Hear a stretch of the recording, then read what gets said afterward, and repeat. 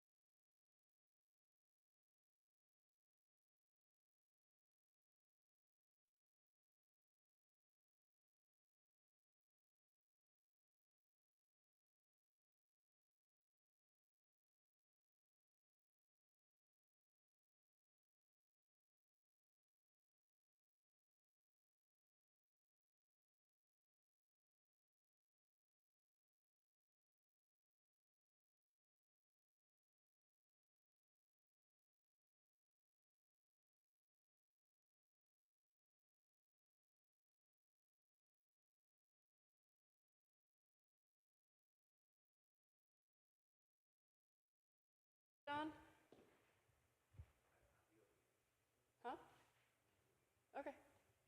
Okay, are you ready? All right. Good evening, everybody. I'm Cassandra. Welcome to Bombyx. Believe it or not, there are 33 of you in the room tonight. Some folks are watching from home, so we are recording this event. We're live streaming it, so we'll be able to share everything that's in this presentation in a follow-up email later, so you'll get all the slides. We'll also be handing out paper copies of things that are on screen for you to work on. So don't worry about missing all the information. We'll make sure that you have everything. I'm really excited for this particular workshop tonight. I've had the pleasure of working with Sarah myself, so bringing this into Bombyx is really meaningful. It's part of our series of artist capacity building workshops, helping us to really build and sustain a vibrant arts community. So it is my pleasure to welcome both Sarah and Ayad from Valley CDC, that's Valley Community Development Corporation, which sounds very technical, but actually their role in our community, among the many things they do, is supporting small business owners, entrepreneurs, and that means you, artists. So I'm gonna let them tell you a little bit about what's gonna happen tonight, and then we have an incredible presentation that I think that you'll find really exciting. Hi, everyone. Thank you, Cassandra. Appreciate that intro. Hi, everyone. I'm Sarah Sargent. I'm the Program Director at Valley Community Development. I'm really excited to be here tonight, both in person and for those who are seeing us online. I'm here with my colleague, Iyad Saleh. While I want to take all the credit for what we do, he is the person behind a lot of this work. We work with all businesses in various industries throughout the Valley. We work in all 3 counties. But tonight's focus is on artists and trying to help make the money word a little more accessible and feel easy and flow. So I'm going to pass it on over to Iyad to provide the next portion of the tonight's presentation. Good evening, everyone. As Sarah mentioned, my name is Iyad Saleh. I'm a small business advisor at Valley Community Development. I've been with Valley for 3 years now, and it has really impacted my life in a very big way. Valley not only supports small business owners, but we also have programs that support home ownership for some home buyers, home loan modifications, and we also develop affordable housing in Hampshire County. That's a big overview of what we do at Valley. So I would like to jump right on it and start talking a bit more about you, the artist, the business owner in this room. And thank you for joining us tonight here and online. So tonight we'll be talking a bit more about the financial aspect, which is sometimes could be very scary for any type of business owners and sometimes even overwhelming for artists. Oop, the clicker is not working for me. Let me see. Okay, perfect. Still not working. Let me see.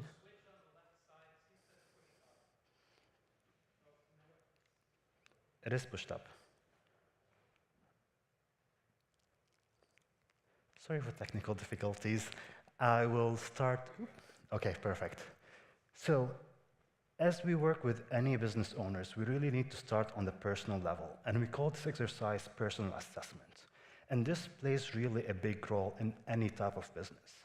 So we'd always want to start with the skill sets and personalities that you bring onto your business. This really translates big time to your business. We really want to focus on the strength that you personally possess and the weaknesses that you possess. Again, as a business owner, oftentimes your strength and your weaknesses will translate to the business. So if we get a clarity on what those weaknesses are, we can build a strategy to empower you. I know I do not like sales. So if I want to start a business that deals with sales, and any business does, I know that I really need to either get myself trainings so I can improve my skills in sales, and or I need to hire someone to do the sales part for me. After we've discovered a bit of the skill set, and for you as an artist, that could translate into the mediums that you're using in your art. What differentiates you from a different artist? How can you bring your art to life and your life into your art? After we've talked about your skill set and the personality, we would like to do a bit of exploration around your risk tolerance. Any person in this room is either a risk taker or a risk averse. I myself consider to be a risk averse. I do not like to take risks, especially when it comes to financials. I need to make sure the paycheck is coming. Every cent is going somewhere that I really know how it's going to be spent. However, sometimes our life situation dictates on us whether to be a risk taker and or a risk averse person. If you are a single parent with 2 kids, you most likely are going to be a risk averse person. You don't want to risk and jeopardize the life of your kids, so you take more financial decisions that are accurate for you and can sustain your family. On the other hand, if you are a risk taker, you might be maybe a single person living the life and willing to invest your money here and there into your business and improving your skills. A risk-taking person as well can really benefit from that high risk, high reward. Every time we hear risk, the higher the risk, the higher the payout is. But also that could mean the higher the risk, the higher the losses are. So we really need to make sure that it's balanced. And this is where we try to figure out where in life you are. Do you have the financial stability that can provide throughout the phase of starting your business or growing your business? Can we build that into your business or not? As we wrapped up the personal skills, the risk assessment, then we move into understanding your personal finances. Now, this is another great piece for business owners. We really need to understand, can the business sustain you and itself? If the business is the only source of income, then the business needs to pay you your personal expenses. You need to pay the mortgage, the rent, the car, the insurance, the grocery. The list goes on and on and on. So we'd build that list together to understand how much you need to make in a month to cover your expenses. After that, we will look at whether or not you have family members that can support you throughout that journey, the journey of starting your business or growing your business. Or we will look at alternatives. Do you have a full-time job or a part-time job that can reduce some of these expenses so we don't put a lot of heavy weight on the business itself from a financial aspect? And I forgot to mention, if you have any questions throughout this presentation, please feel free to stop me. We have Sarah in the audience. She has a mic. She can pass the question. And if any folks online would like to ask a question, joining us through Zoom or any other platform, please feel free to put it in the chat or ask it out loud. Now that we have done with that big piece of personal assessment, I would like to start by telling you a story about an artist that I've met when I worked back in Vermont. Just for confidentiality, I'm going to call her Krista. Krista reached out to the organization that I worked for and said, I need some financial help. I really need to understand what is going on with my studio. She invited me over. It was in her house. The basement was her studio. It opened up to the garden. So she asked me, come down the stairs around the yard, and I'll be meeting you there. And there she was, standing across the sliding doors that looked over the very beautiful view, surrounded behind her by piles of canvases. She was experimenting a new technique. She was doing collages with a bit of painting, with a bit of writing on each and every canvas. Invoices were scattered all around, and I remember on the wall there was a sticky note that says, do not panic. I stood there trying to take it all in, the chaos that is, the paint, the canvases, the papers. She looked at me and said, well, Iyad, you know, I'm not good at numbers. I'm not a number person. I'm an artist. Stood there, smiled at her and said, that's funny. Said, why?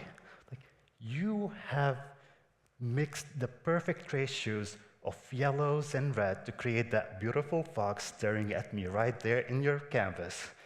That's pure math. So you do have the skills. You just are afraid of those numbers and how those numbers are impacting you.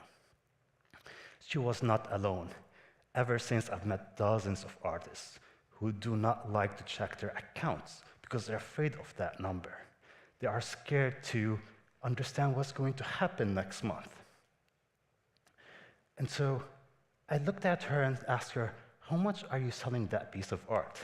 She said, $200. I was shocked.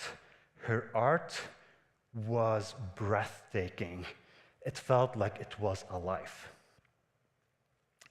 So I held on for my comments and carried on my talk with her. I think what truly is the problem is that there's a myth around money and art. Artists tend to live in a world, or believe that they live in a world separate from their finances. But in tonight's talk, I want to invite you to be in that golden spot, right in the middle, where clarity and creativity really meet. Because when we have clarity, artists get what they crave most: freedom. Freedom to create, freedom to experiment, freedom to say no to a project that does not sound good to you. So let's jump on in and try to unpack it one by one. We will go through 3 different moves that any artist and makers can really use to improve and turn their confusion into more clarity and confidence.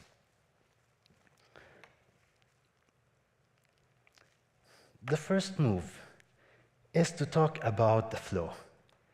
Any artist in you knows flow. When time tends to disappear, when you're stroking the colors, following the rhythm, following the words, the stories that you're writing. That flow is truly also in money, in cash. Cash flows. Maybe we're not noticing how it is flowing. And this is where we're going to start unpacking a bit more, taking that big picture and starting to going down deeper into project size and pricing structures. Pricing structure word sounds a bit scary. Don't worry, we will talk about it a bit more once we get to it. The next slide that you will see on the screen would be specifically around Krista's business. So after we've built together a seasonal flow, what we call the seasonal flow, we found that Krista's business really follows a rhythm. That rhythm starts with winter. The period from January to March, that is the low season, the low flow, where money in the business is very low. However, the money out of the business is steady. It's the same number across each and every month for that period of time. So we came up with a recommendation. If your business is slow in that period of time, then we really need to focus on budgeting a bit more carefully, understanding when to spend it, what is necessary, and what can we put across or push later through the year. Then this is the time, since money is low in, you might have more time to look for grants out there that can help you get more projects or get more money in. And that would be a great period for you as well to think about marketing. Once you have that big, full picture of your seasonality, how money is flowing into your business, you can strategically decide how and when to market. What material resonates best with people? After winter, we found out in the spring season, this is where money starts flowing in a bit more than regular. So we noticed a rising inflow, more sales translating into more cash into the business. This is where we recommended that she promotes actively her art, whether it being online through her website or through flyers throughout Vermont. We actually discovered that most of her clients drive all the way from Boston, specifically to her open studios, which happen in November in Putney's open studio. I think it's a 4-day weekend or 3-day weekend. We also noticed that with that rising inflow, Krista can technically save 10 to 20 of that net income or that money coming in to set aside so she can invest it later on or to help her carry on through the low months which are in the winter season. Then the third season was summer. This is where she was really killing it. She was selling left and right. She had really high inflow with a bit of higher outflow. So outflow would be the expenses, just because she's creating more arts. She's creating more workshops. She's spending more money on the materials and the time as well. In this period of time, we would want her to maximize sales, push more sales, try to continue promoting your business and your art out there. But it's really important, even more important than sales, to track those expenses, to make sure that everything is clear and detailed into how much and how you're spending money. In that period of time where there's high inflow, we really want to build a bit of cash reserves. That would really help pay for bills, again, when the winter is dead and you're not making as much sales. In the fall season or the last season, this is where high to moderate flow continues into her business. I've mentioned before the Putney's Open Studio, which happens in November, so that really brought a lot of money into her business. Plus, everyone is looking for the holiday season. They might be looking for presents or gifts to give away. And so if we can emphasize on your marketing strategy to focus on that seasonality, that holiday season, we might be able to get more sales. At the end of the year, it's really important to do a quick review of how cash flow into your business, in and out of your business. Don't worry, we'll take a look at an exercise together in a bit. And that would also be a good time to set goals for next year, looking at what is your short-term goal and what is your long-term goal. We will also look at them together later on. This is where I would like you to look at a handout that we will be handing out shortly. It is a handout that has a season or a lot of different leaves at the bottom of it. This is an example of how Krista's work really brought in money. You'll have a copy that says Season 1, which is the example that we're looking at, and you will also notice at the bottom there's another page that says Season 2, and that would be a fillable sheet that you can do for your own business. As I've mentioned, this is where we're looking at that seasonality. In January, February, and March, sales were moderate. It was not that much. Krista's had brought in a project that can help her carry through that period of winter. She also ran a workshop in February that brought her $250, but you notice she did not make any art sale. No one wanted to buy art. So that's when we're looking at the inflow atop. You will notice from April to June, sales start to increase a bit more. Then in the summer, all the way to the fall, that's where she sold the most. She really took advantage of running workshop, a parent and kid workshop, to create their own floor mats for their kitchens and their pets so they can put their bowls on them for water and food. That was a real success for her. So having not we looked at the season flow, she wouldn't have noticed that, yeah, I really need to run it in the summer so I can keep my sales going up high.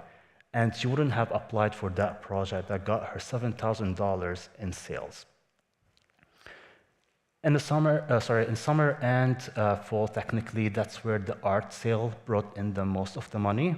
And so you will see at the end would be the total of all that line item. So the project inflow is $7,250, workshop is $5,000, and the most cash cow for her business was the art sale, and she sold $20,000 worth of art.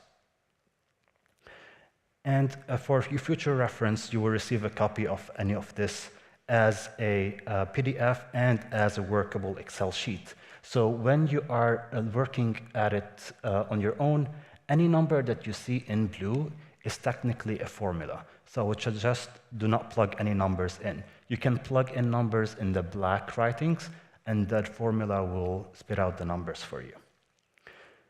Now that we looked at the inflow, we will take a look at the outflow, the money that Krista is paying out. Starting with the studio. As I've mentioned before, her studio was in her basement, so technically she would claim a percentage of her house as a business space for her art studio. And that space translated into a $200 per month. So you'll see that number constant across. Then, through our calculation and figuring out her personal expenses, we noted that she needed $2,200 to $2,300 a month to pay for her personal expenses. So we made sure that we have a line item as an outflow for paying herself. Now, you would see this is $2,300, and that's specifically because she got that project and she submitted the application to pay her that much. Otherwise, the rest of the year, it's only $2,000. She had a website, so she had to pay domain fees, she had to pay for a website platform that is hosting, and that amounted around $50 a month. Then materials. That material is everything that went into creating the art. And you will see that it is kind of relative to the income that is coming from the art, more or less. Then the tools, and this is maybe new brushes, new canvases, anything that really resonates, and she needed it to create her arts. And lastly, admin. And this is another great piece that we will look at later on in the presentation, making sure that you have time assigned to do admin tasks, sending invoices, collecting checks, writing a report for the grant that you got, etc. And that will give us a total of outflow on a monthly basis as well as a yearly basis. So at the end of the year, based on these numbers, Krista brought in $39,000 and paid $30,000. And that $30,000 includes a $24,000 paying herself. The difference is a net for her business. So she can invest it in the business so she can grow. It could be the next big piece of equipment that she needs, or anything that you'd like to add on later with her business. I would invite you to look at season number 2 and start drafting your own seasonal flow so you can see how money is coming in and out of your business. Track that seasonality. Make sure that you can visually see how that money is flowing in and out of your business. And then from that perspective, we can take strategic decision and say, we need to increase our marketing during this month. We need to really watch how much we're paying during that month. Now, if we can get back to the presentation, we'll take another deeper look into how can we make sure that the projects that we're taking on are really feasible for us. So again, this is a general overview of the year, and this is where we start looking at project specific. Now, I couldn't find a good word that fits the different types of artists in the room, so I thought maybe project would resonate with most. A project can be maybe your next workshop that you're designing. It could be the next grant application you're applying for. It could be anything that you're planning to do ahead of time. So we start always with a plan. The next step in the planning is to dig deeper into the work that you're going to do and what are those expenses related to that work. At the end of any project, this is when you start collecting money and you deliver your art. So we'd really look at some tips around project flow management. It all starts with planning. When we're planning, I want to invite you to think about not only your materials. Your time is as important. And I also want you to go a step deeper and think not only about your time creating the art, but the time you've invested to prepare that art. If you're running a workshop, you're probably preparing a lot of different materials so you can present that workshop, or you can teach people how to paint or sing or create music. All that time is really important. If you were to look at an iceberg, the tip of the ice above the water, that's the art that you're creating.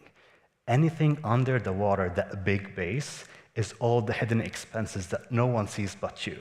And so we don't want it to be hidden from you as well. We need to plan it and track it. After creating that art and talking about the admin, the time in preparing for that project, we also want to think about taxes. And this is where it splits out a bit. If your art is a service-based art, meaning you're not exchanging any tangible products, then you'll only have one tax to think about, and that is the income tax at the end of the year, the end of the quarter that you need to pay. And that's based on how much money you've made throughout the year. If you are an artist that sells a product, we need to think about a second type of tax, and that is your sales tax. Any taxable item, you need to collect a 6.25% and pay it to Massachusetts. After the planning piece, we will take a look at the work and expenses. You really need to think about tracking not only your material, but also your time. You see there's a repetition here. This is just really important to emphasize. You really need to track things. You really need to think about not only your material, but also your time. And also, not time just creating the art, but also doing the admin. And we will jump now to a second worksheet together, and that is specifically around project flow. So you will see at the bottom, there's project 1, there's another sheet for project 2, and there's a third sheet for project 3. Project 1, this is what goes into your plan to submit. If you're applying for a grant, this is potentially what they want to see. How much, for Krista's example, for instance, she got a project or a contract to do some illustration for a publisher for several books. And that project was for 2 months, for January and for February. We are looking simply at the planned piece for now. This is the numbers that she's submitted into the project or the contract.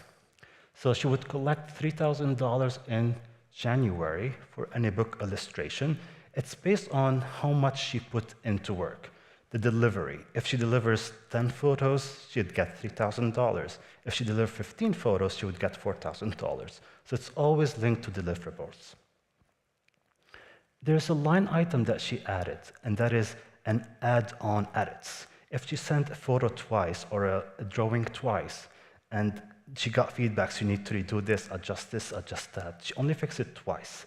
Anytime above that, she needs to charge for that time that she's investing in re-editing the photos or the drawings. So she added a line item for $250 specifically for edits.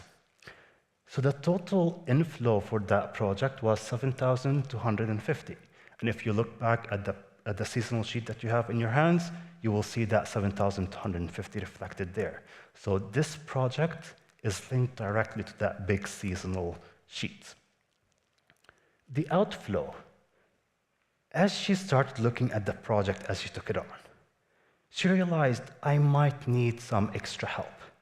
Given the amount of work that I have, the planning that I have to do, I think I need to hire someone to help me with some drafts. And so she built into her project a $400 for hiring help. That's not money going to her, that's money that she's gonna pay someone else to do the work. She built in material cost, the different paints, the different sketchbook, etc., and that amounted for $500. Tools, we talked about tools before, more around brushes, pens, maybe, etc. If she's using a iPad or any sort of pads, that could be a part of that as well. We'll take a look at tools later on, once we start talking about pricing your art whether a service or a product. And then this fourth line item was admin. And she put it that this will occur at the end of that project, when she really needs to fill out a spreadsheet of how much time she spent creating that art and filing different reports that were required by her. And then lastly, paying herself, which is $2,300 per month, amounting for $4,600. The total outflow, how much money she spent, including paying herself, was $6,250, meaning she still had $1,000 left in her pockets so she can invest into her next big project and or set aside for those low months to carry on and cover some of those expenses. And that would be a big goal for any business owners. You need that cash reserve. You need to make sure that you have money set aside. If things went wrong, if you couldn't get that grant application, if that workshop you tried to run did not succeed, you have some money to cover, so you're feeling less anxious from a financial aspect. Now, if we would jump to the second page for project number 2, this is where we start comparing and tracking what we actually planned for versus what actually happened in that period of time. Just wait a second for that to pop up. Oop, too far. One more up. Oop. No. You're giving away all the fun later on. Yes, so we were looking at project number 2 at the bottom.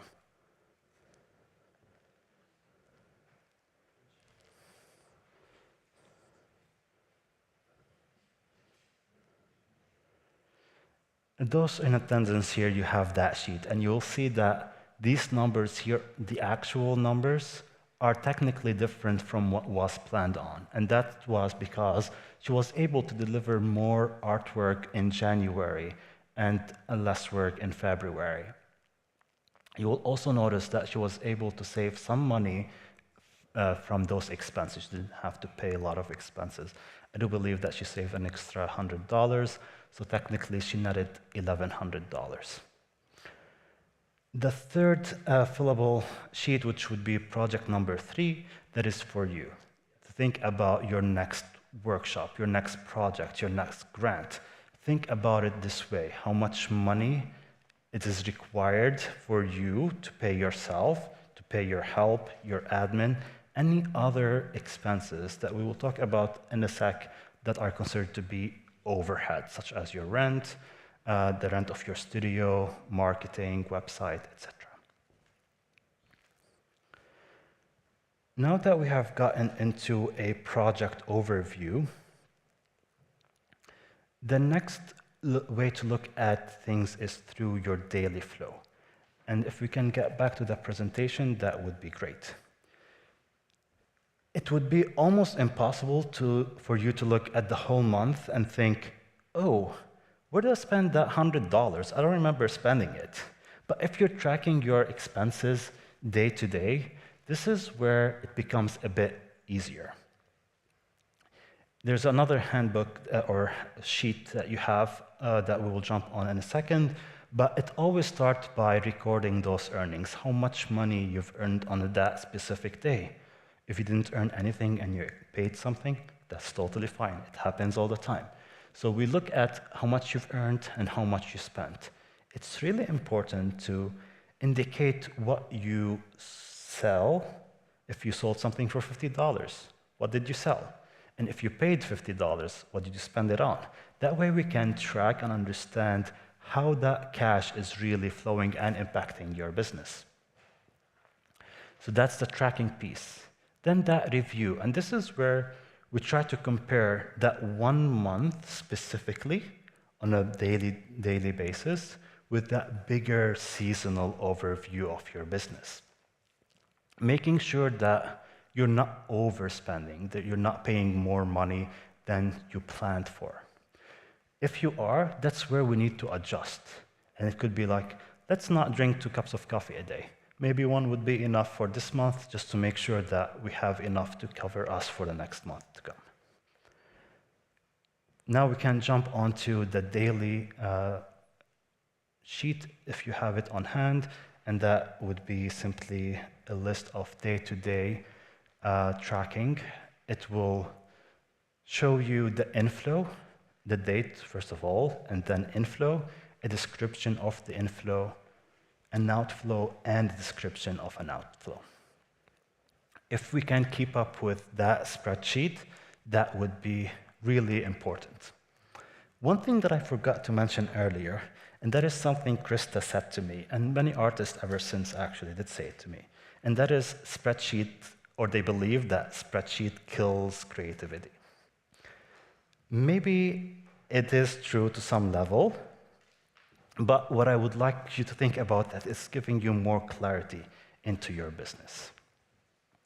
So I would encourage you again, that spreadsheet that you have in your hands, you can duplicate it month to month and track your money in and your money out of your business and assign a description for that value of money. I will pause for a second, check in if we have any questions. I've been going on for almost 45 minutes, so it might be a bit boring at this point. So I'll just turn it out to you, see if you have any questions before, and maybe we can take a small dance break before we jump into and talk more about pricing your art. No questions? Wow. Few minutes of dance then.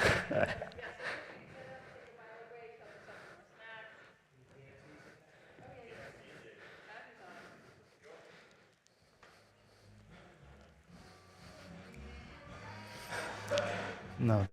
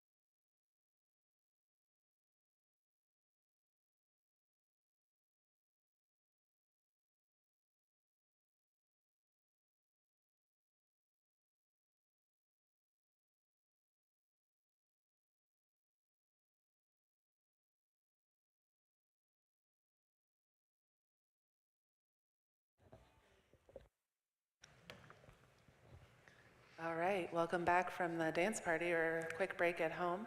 I just want to mention two things. One is that for every sheet that EOD has been showing up on the screen, there is a blank one. We think we've figured out our technical glitch in the back, so you'll see the blank one, but it's an opportunity for you to see an example of how to fill it out, and then an opportunity for you to actually fill it out yourself at some point in time. I also realized that you are getting a lot of information thrown at you, and it's probably like, where do I start? So part of this is like giving you a really big overview and showing you some examples so that you can start this process of thinking more about the financial piece. And what I didn't mention at the beginning, and I should have, was Valley provides small business technical assistance, fancy term for small business advising, and it's free of charge. And so we will dig in with you on the numbers and conversations, and we do, again, businesses across all industries. We have several artists. The person on the flyer earlier, Shania, is a muralist from East Hampton that we've worked with. So anyway, know that while this might be a lot of information and you're gonna go home and maybe panic later, like, I don't know where to go, you do. Part of a follow-up email will be all of this as an electronic version plus recording. We're gonna ask you to fill out a survey to give us feedback, and in that survey you can reply letting us know you want to meet with us, and we will set up a time to do that. Okay, so just want to make sure everybody's aware of that opportunity too. Oh, and Cassandra has one more. And then there's another really helpful part of this, which we'll share a little information about later. Hannah Cox is here from Northampton Open Media. She's incredible. She's a digital navigator. So if you grasp the paper spreadsheet and then you try to, make this happen in Excel and your mind melts, this is a human who can help you with that. Or formatting your media for a grant application, or dealing with a dreaded grant portal, or renting some camera equipment so that you can actually make your next film, all of these things. So we'll introduce you to Hannah a bit later, but there's all kinds of support for every part of this project. So I just want you to know that we and the other organizations in our community are really here to help you be successful. Thank you both, and welcome back. Now, as we start going back into the mindset of the presentation, every artist that I've met, I've noticed that they carry two kinds of energy. One that is bold, a lot of brilliance, forceful, that really focus on creating beauty out of nothing. And the other one is a bit quiet, a bit more anxious, maybe laying in bed at 2 a.m. in the morning thinking, how am I going to price this piece of art? How am I going to pay the studio rent at the end of the month? And this is where we start taking a deeper look at pricing your art. I've mentioned earlier the iceberg example. The tip of the ice is your art that everyone sees. This is what we celebrate. But what we don't talk more about is that number, figuring out how do I really necessarily price this piece of art. Linking it back to Krista, I've mentioned that fox portrait that she had. I literally could feel the fox breathe on me. So I asked her, Krista, how much are you selling this for? And she said, $200. Is that too much? Like, whoa, whoa, whoa, whoa. How much did your material cost you? And she said, $80. Okay, and your time? Like, I don't count for that. Well, this sounds like a problem, isn't it? So every artist really have that big piece of ice under the water hidden, and they don't really bring it up. They're afraid to charge, or they look at what can people afford to pay and price themselves. They ignore how much they need to pay their bills at the end of the month. So this is where we will put the pricing under lens. There are 3 different lenses that we will look at tonight. The first one is based on the cost. Your material, your time, your overhead. Overhead stands for anything that runs your business, from rent, utility, marketing, website, insurance if you're required to have insurance, etc. The second lens is the market lens, and that is looking at what the world can pay for that piece of art. And how other artists are pricing their arts as well. The idea here is not to copy pricing, but get a sense of what's going on in your market. We'll take a deeper look at it. The third lens is looking at the value, and that is what is worth for others, how others see your art. What is something that you do different than others that bring more value to your art? And that links back up to the skill set that you bring on as an artist to your business. So starting with the cost lens, and that is specifically looking at the money that you're paying for your materials. Materials could also, in this situation, stands for tools and equipment that you're utilizing to create that art. Your time spent, again, it's not only the time you making that art, it's also the time that you're preparing to make that art and cleaning up afterwards and any admin work that you need to do. Overhead, as I've mentioned earlier, that would be rent, utilities, marketing, website, insurance, internet, phone bills, you name it. If you're paying it for your business, that's an overhead, that's a business expense. Last, we have the tax, and that is, again, sales tax if you're selling a product, and income tax that you have to pay at the end of the year on your income. But that's not all. If we added all of these outflow together, that will not only give you the pricing that you need to sell your art at. You need to include what we call a profit margin, a markup. You need to add a bit more money so that you can save more for the slow months and or to invest in the next equipment, the bigger studio, the nicer website, etc. So now we will take a look at a pricing sheet specifically for product-based artists.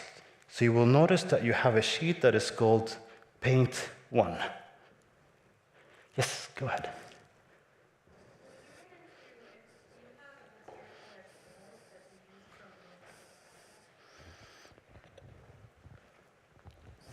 Hello.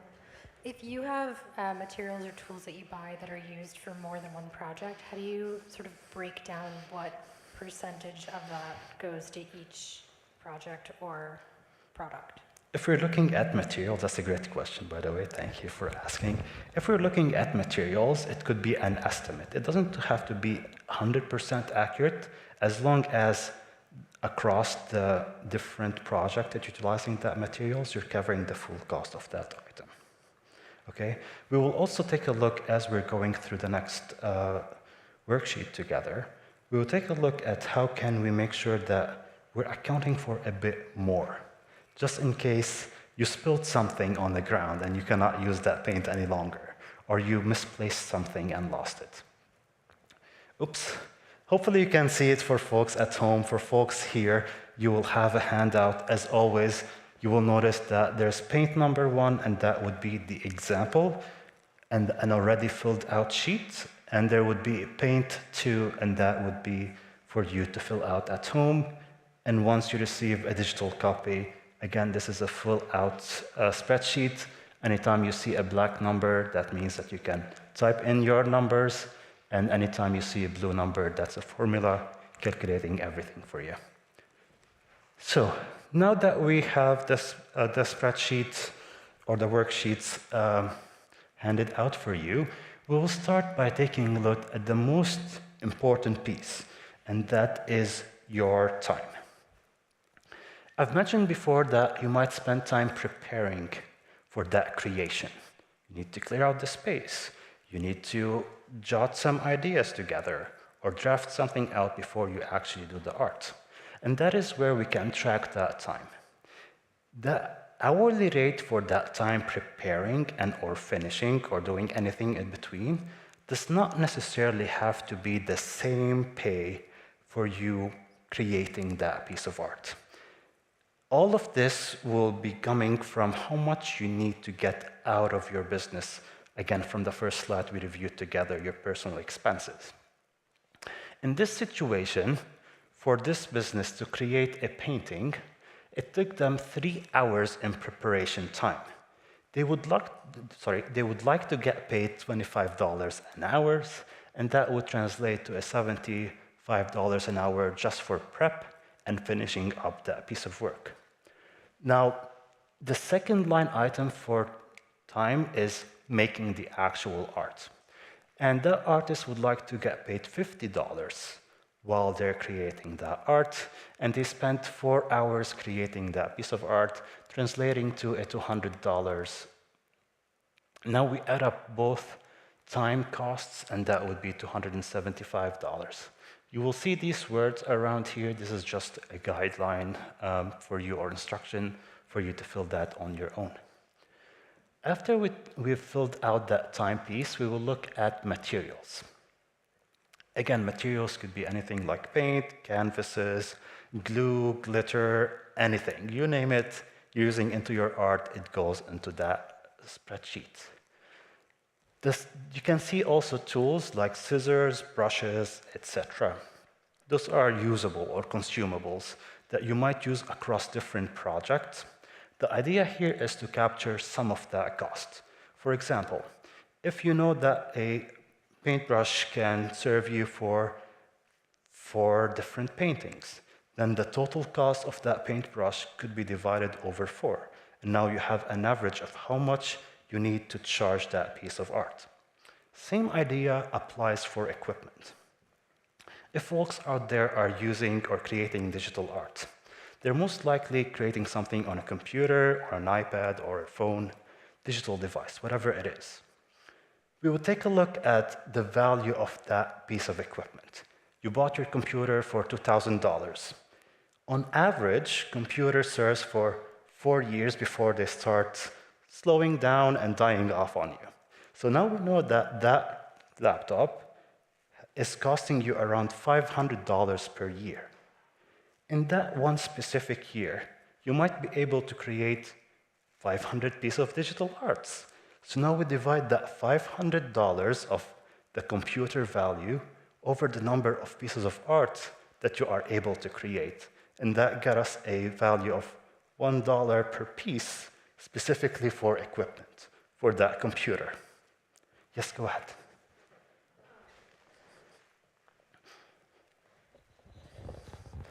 Hey, questions? Hi. Go ahead. Hey. I have a question about time Yes, because please. I'm a potter and I make multiple pieces, I make multiple pieces at a time, and each piece is made over the course of weeks to months, potentially.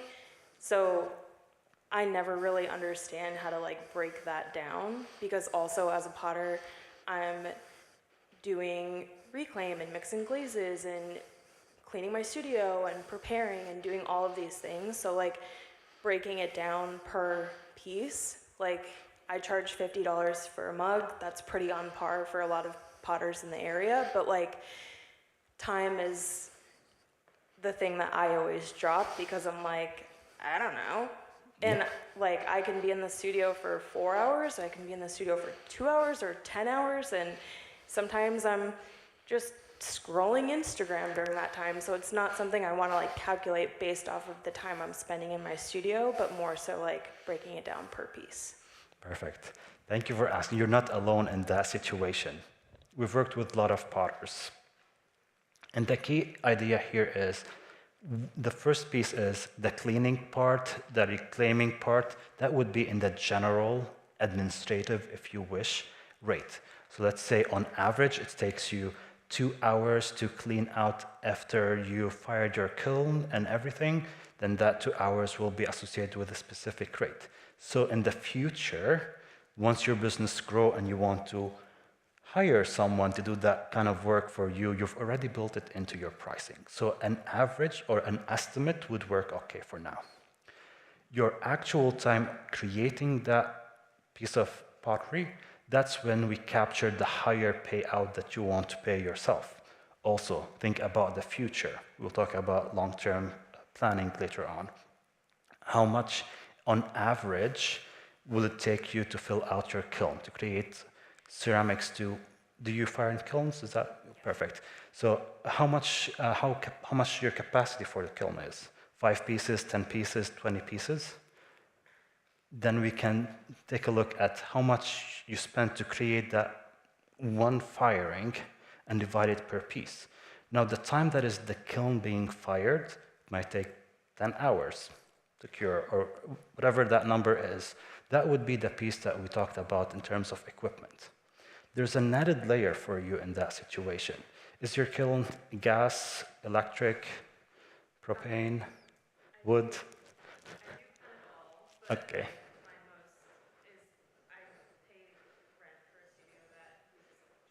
Okay, okay. So is the kiln something that you have or are you utilizing because it's in the studio? I'm utilizing. Okay, perfect. So this is a different scenario a bit more, and that would look at how much you're paying rent versus how much that one firing is costing you.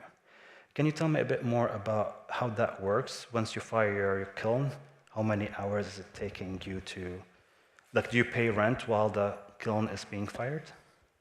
Yeah, so I work out of a community studio at the moment. I also teach there, but I pay a monthly fee to have access to the space. And then on any given month, it kind of varies about how much I'm actually producing, because I also, as an artist, work multiple jobs and don't have all of my time to be able to spend in the studio. I also help other potters in the area who have gas kilns and wood kilns and kind of do like a work trade sort of situation to be able to put pots in their kiln. So say it's a wood firing, I get invited to help with that. Maybe I put 5 to 10 pieces in the kiln, and then I'm working for maybe 4 hours at that firing to help make that happen. So no like money is exchanged in those scenarios, but I'm also, it's not all of my pots in that one kiln. Yeah. And same with the studio that I'm paying rent at. Like, I'm kind of sending pots throughout the month, and then the rent, I guess, that I'm paying could be divided. I mean, there's some months that I might make 5 pots, and there's other months where I'm maybe making 50 pots. So it kind of varies, you know? Yeah. And just for that number specifically, is it based on your capacity or others utilizing that kiln? Others utilizing that kiln. Okay. Like, I could fill a kiln on my own many, many times over, but again, comes down to like having the time to do all of that. Okay. Okay. So I guess in this situation, we will look at how much you're paying rent and look at an average of how many pots you're able to put in that kiln on a monthly basis, and then divide that and get a number as an estimation of the equipment piece figured out. Also tied to that, you've mentioned that you might help someone with firing their wood kiln, and you're not technically exchanging any money in that scenario. It would be really important to, again, go back to your personal expenses, or if you wish, how much do you want to get paid doing this job, creating your own art? Is it $50 an hour? Perfect. Then that day that you spent 4 hours firing the wood kiln, that's going to be $200. No matter how many pieces of art you put in there, it's going to be $200 divided by total numbers. Thank you, that's helpful. Perfect. Okay. Any other question before we jump back in? Again, think about the equipment, the useful life, what we call the useful life. How long will that piece of equipment serve you? Tying back to the kiln situation, if you have an electric kiln, then the utility that you're paying is partly that cost of you firing that kiln. So we can figure out a way, once we start working one-on-one together, figuring out how much that one firing is costing you for electricity alone, and then assign that dollar value to the product that you're creating. Going back to here, we will add all the different equipment and materials cost, and that came up to $160. Then we add the time and materials all together, and that would be $435. These two pieces, in accounting, we call them direct expense. If you're not creating anything, these numbers would be 0. So it's relatively directly linked to how much you're creating. The more you're creating, potentially the higher that direct cost is. Anything that you see under overhead, this is what we call in accounting indirect expense. These are expenses or money that you have to pay even if you didn't create anything. You still need to pay rent, you still need to pay your electric bill, your website, your insurance, etc. So these will not change with how much you're creating. Because these things do not change with your creation, we can assign a percentage value. Business to business would be different. And this is where, again, start working one-on-one with you. We can get you a closer number to the accurate number that you're paying. In general, in business world, we use a 30% for overhead. That 30% will be assigned on top of your material and time work. So that 30% multiplied by that $435, your total outflow then will get you to $565. And I cannot believe that I can read that number. It's too small in there. So now we know how much that one piece of painting, for this example, has costed you in direct cost and indirect cost. Then we talked about that profit margin. Now, for this example, I've used a 20% profit margin. However, this number will change once we start looking at your value lens and the market lens. This is what influenced that number. In this example, we used that 20%. We simply multiplied that total outflow, by 20%, and that gives us a profit margin, money that you have extra in your pocket, for $113. The next line item is income tax. You cannot see it, but it says estimate in there. And on average, we use 30% income tax. Two disclaimers in here. The first one, the income tax, you only pay income tax on the net, meaning your total sales. Let's say your business made $10,000 in a year, and you spent $6,000 on materials, your rent, etc. You only pay income taxes on the $4,000. That's the difference between the 10 and the 6. That's the first disclaimer. The second disclaimer is that income tax should never, ever be on an invoice that you send to your client. We're using this just so we can build a pricing structure for your business, okay? And you will notice that we are including it before we even got to the total price that we're suggesting you sell that piece for. That means that we're creating a bit of more profit for you, additional money that you can put in your pocket, put in the cash reserves, or invest back into your business. Coming back here, that's a 30%. That will cover state, federal taxes, and self-employment taxes, all of which you need to pay at the end of the year if you made over X amount of dollars.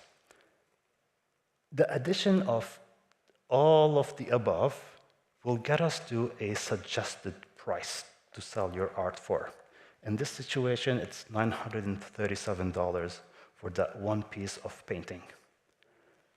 We also have to think about the sales tax.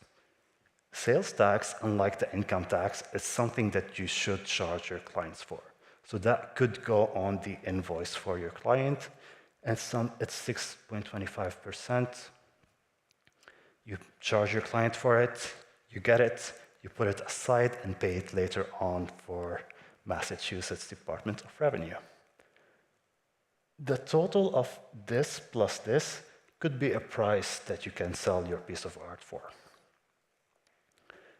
Or, even better, the value of your art, the creation, the market value, can push that price even higher. Now that we looked at the paint number 1, if you look at paint number 2, it would be a fill out specifically for you, for your business, so you can fill out what really matters to you and what's happening and going on in your business. Again, you can receive a digital copy where you can fill out the numbers. Anything in blue is a formula, please don't touch. Anything in black is for you to fill out. Now that we have looked at the product cost, if you're creating art that is product-based? That is the sheet for you.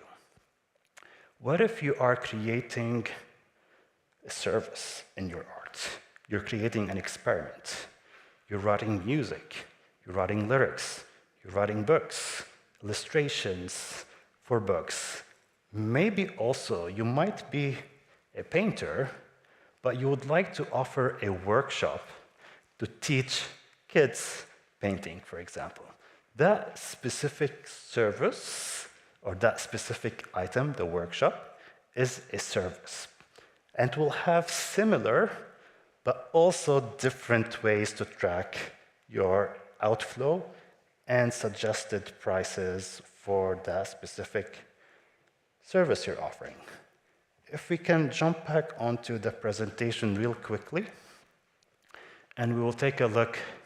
So again, this is to create, and the second one is to deliver.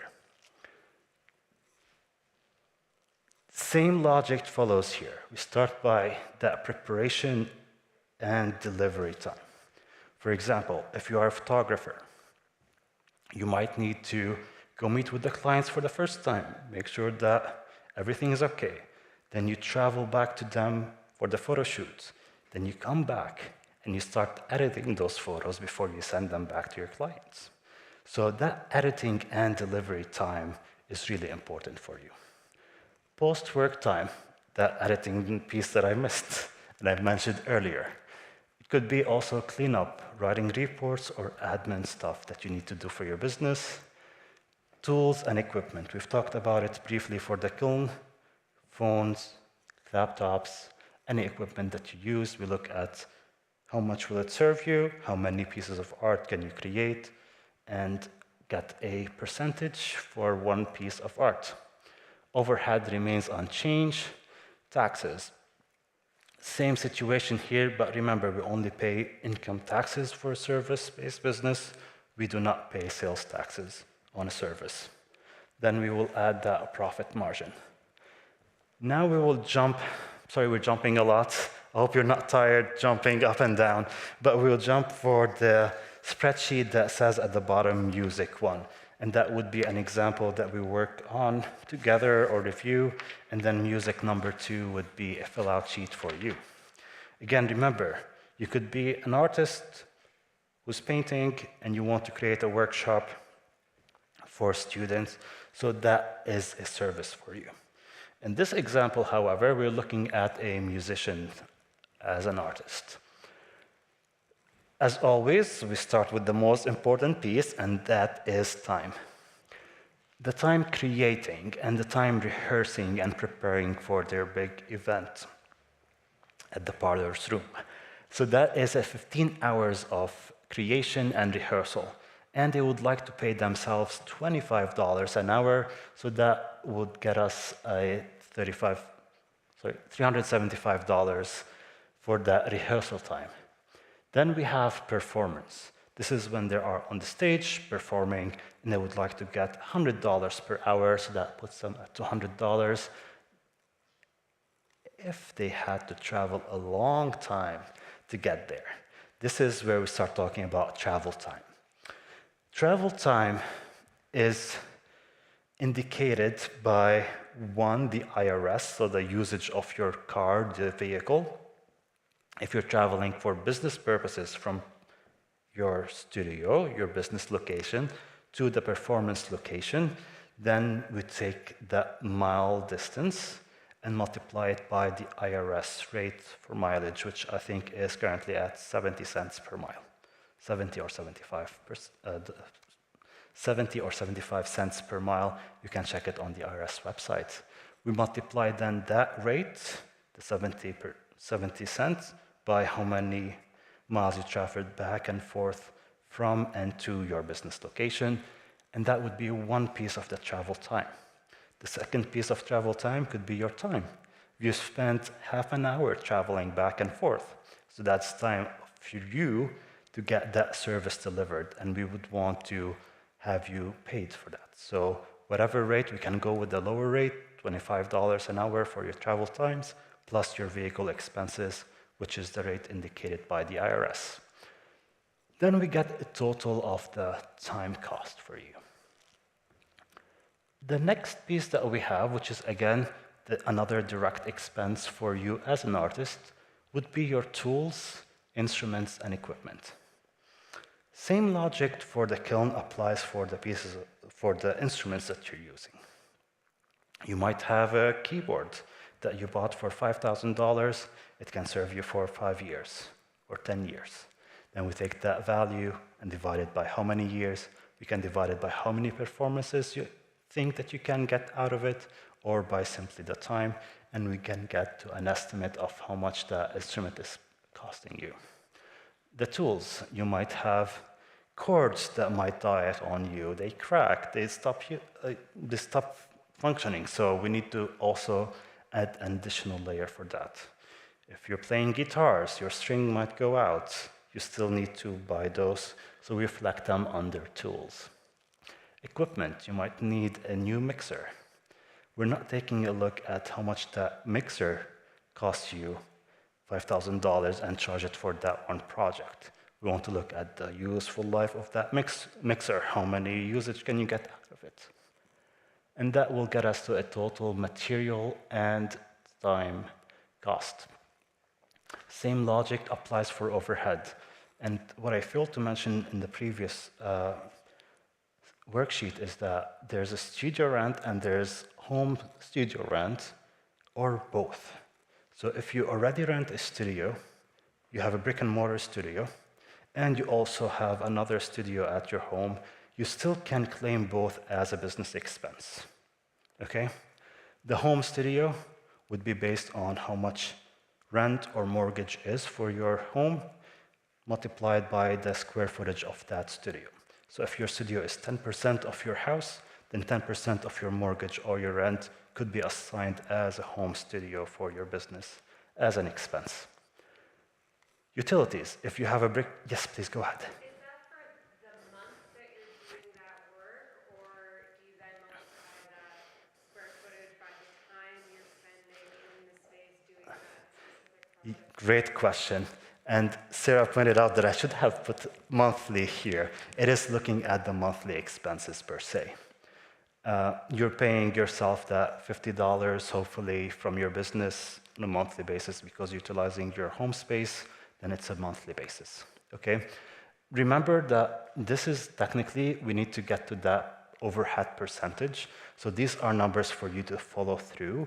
But then once we start talking one-on-one, we can figure out if it is really 30% or needs to be 50% for your business or need to be 20% for your business. So then we just compare that total monthly overhead by your other expenses and income and get to a percentage that you can apply across all different services or products that you sell. And I think the other thing to think about here with the monthly is like, you're not looking to do this every single time over and over and over again. This is kind of, once you have this in place, it's your standard unless something large happens, like, oh, year one, that you have figured this out, your rent is $500, and year two, it goes up to $750, well, then your overhead percentage would change in year two. So it's not every single project, every single month. It's, once you kind of have this percentage, it's reflected on everything moving forward. And this is, I still see confusion maybe in your eyes. Okay, so this is where we can back up a bit and look at that seasonal flow that we talked about at the beginning, where we're tracking your outflow on a monthly basis. We take a look at that full year and get an average of how much you spent on that overhead expense. Overhead expense could be that rent that you're paying yourself or you're paying for your studio. From that, we can get to a percentage, okay? As we continue to track our expenses year over year, season over season, then we can see if our outflow is increasing or decreasing, and then we can adjust that rate. Remember that when you are using your studio, you're probably creating that one piece of art for one day, and then the second day you're creating another piece of art.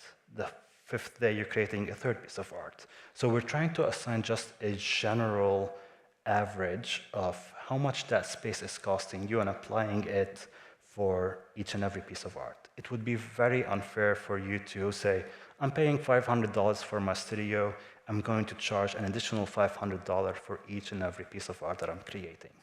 Probably that will put your prices way too high, and so we need to figure out a ratio that works for your business specifically and apply that ratio on average for any piece of art that you're creating on a monthly basis for that space.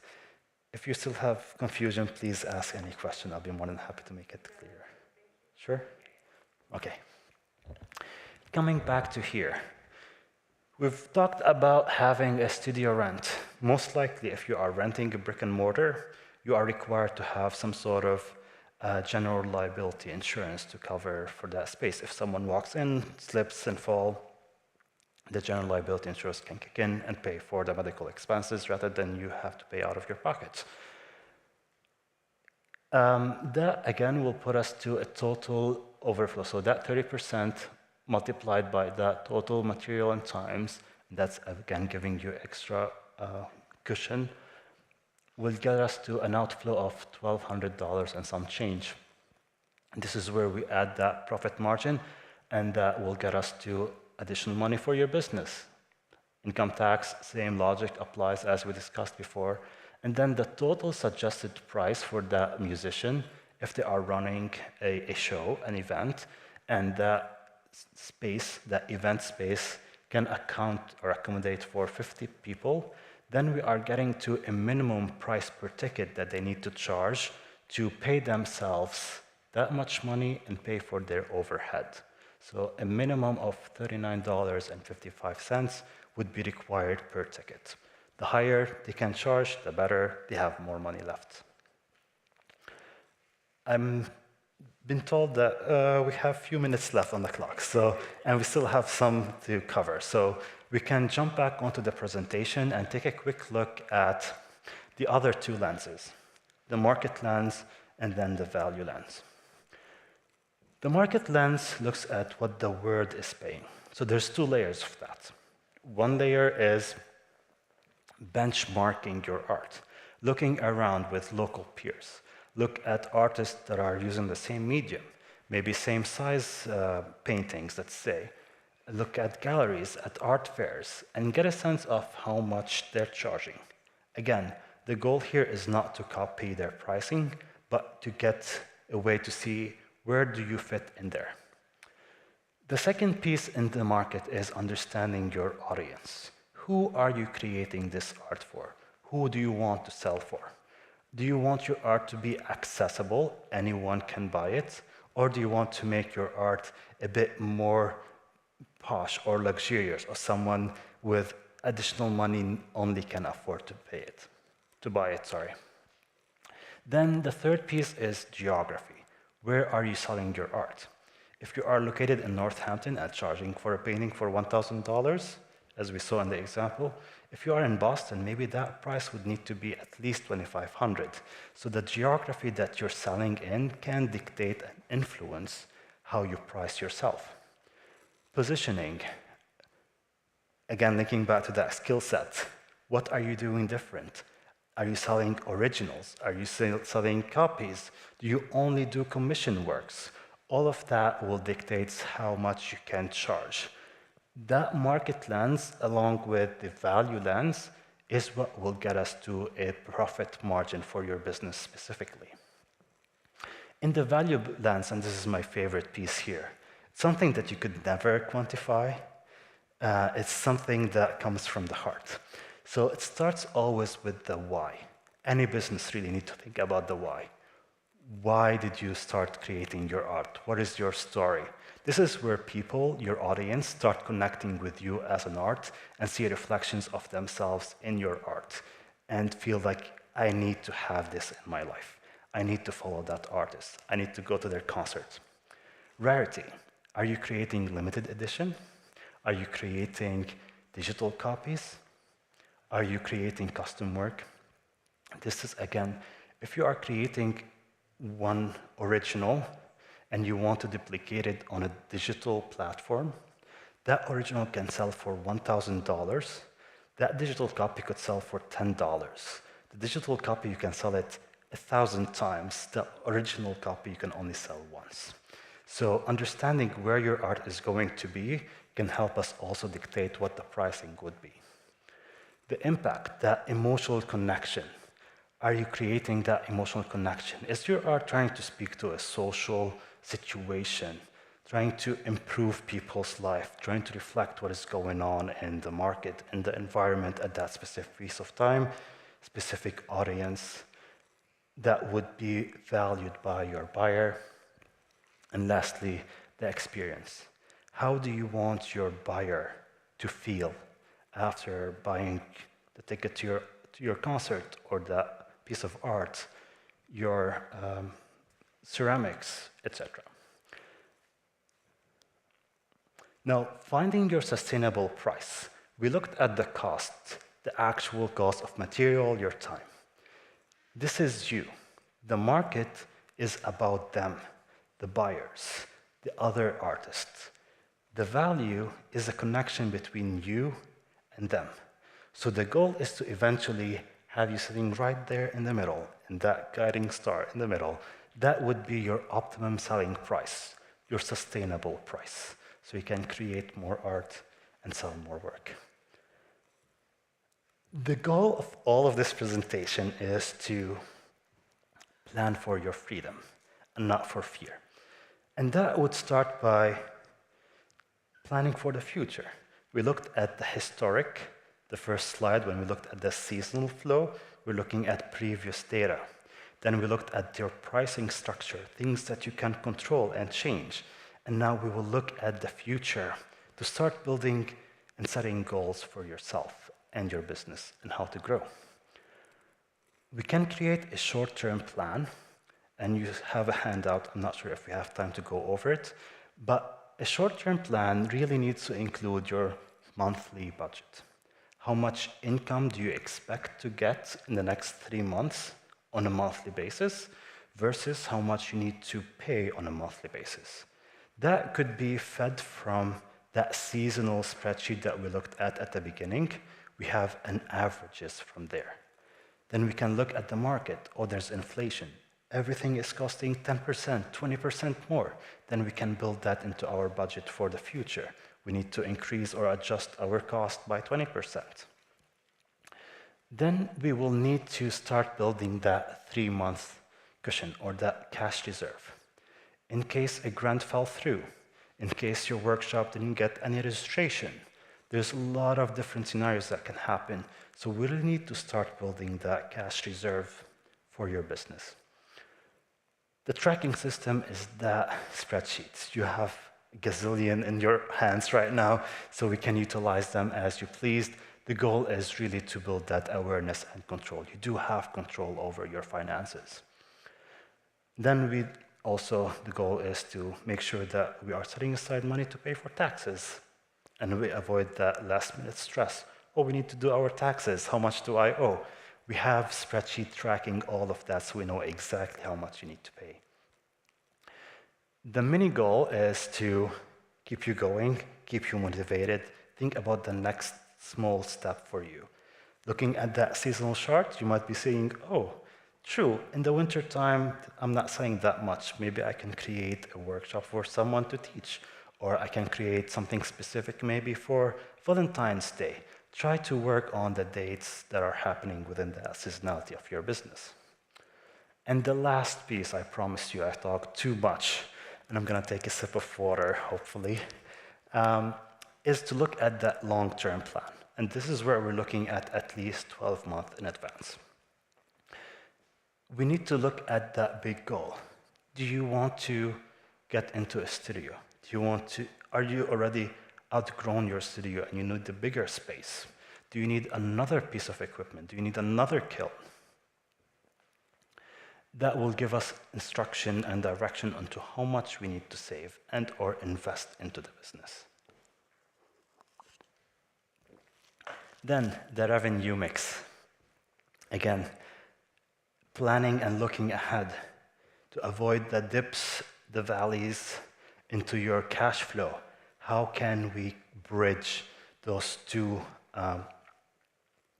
ups so that we stay going up instead of going down.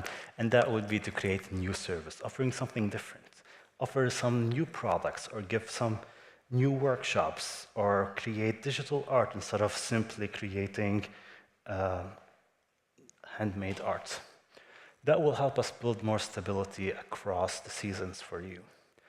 Then, in the handouts that you see, we will also set aside 10 to 20%. That depends on your business goal. What is the next step for you? Do you need to buy a kiln that costs you $10,000? How can we make sure that you are setting aside some money so you can pay at least some of it, so you don't need to take a loan for that piece of equipment? Another very important piece, and that is your retirement. We are all growing old, and I wish it didn't work that way. But we need to make sure that we have money left out for us once we decide to retire. So this could be a contribution to a simple IRA. It could be investment or savings. It could be paying your Social Security so that you have some money coming in, at least from that, if that's going to stay for a long time. Then professional development, looking into expanding your skills, exploring different mediums, different methods of creating your art, and taking those workshops to create that skill and grow your business. This is what I have for you today. Thank you all for being here. I gave you a lot of information. As Sarah mentioned, we're more than happy to be working with you one-on-one, specifically directing our conversation and tailoring it to your business. Thank you. Of course. Thank you.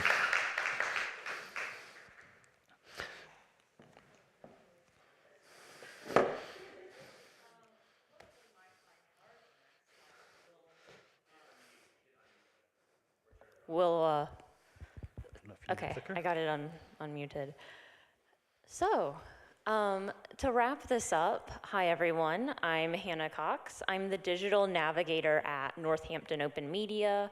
We stream the government meetings, we stream events like these on local channels, if you have cable, and on our YouTube.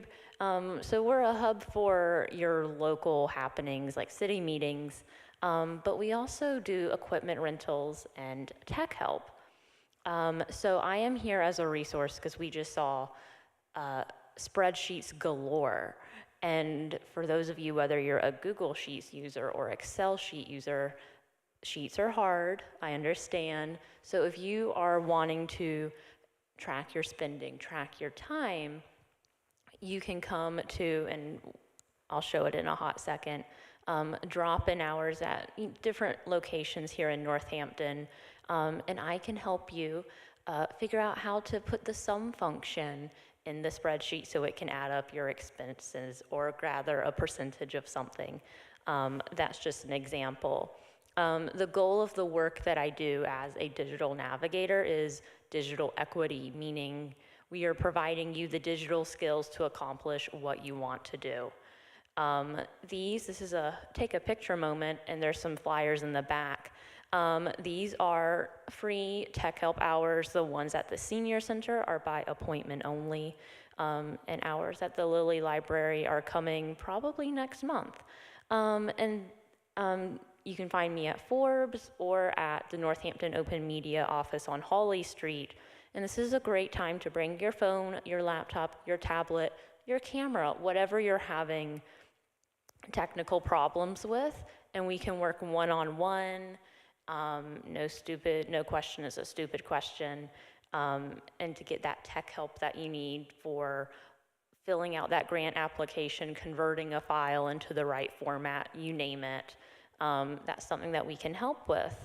And in addition to tech hours, drop-in hours that we have, you can become a member. It's free, and that way you can book out really cool equipment.